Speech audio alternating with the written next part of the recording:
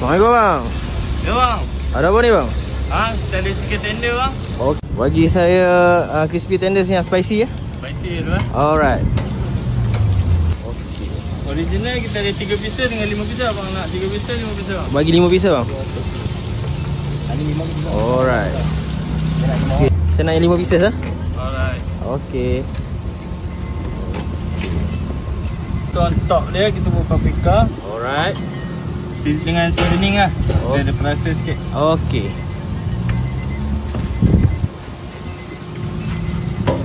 Dalam ni ada fries juga ah? Dia ada fry. Yang ni 5 pieces lah. Okay, 5 pieces lah.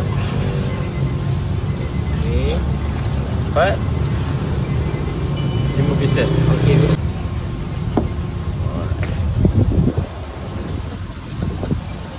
Okay. Okay, macam ni siap lah. Macam ni siap bang. 14.9 lah. Ya. Okay, boleh bagi saya yang original boleh?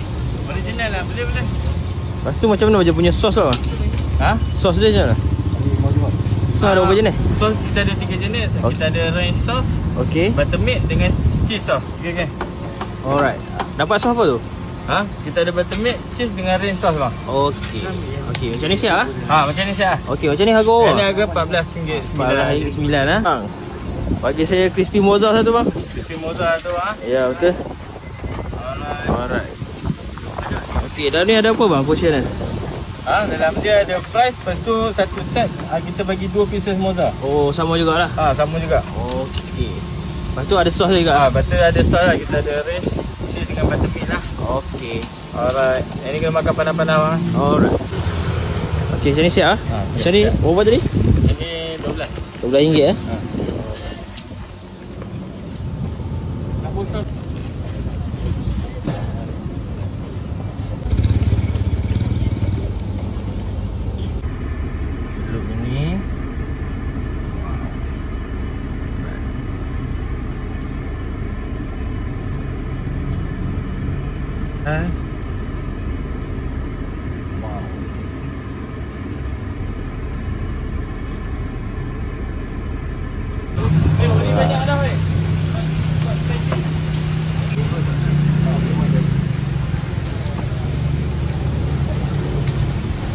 Kita buka sekarang, masa sekarang kita buka pukul 1 sampai pukul 5 petang lah. Okay. Kita hari Selasa.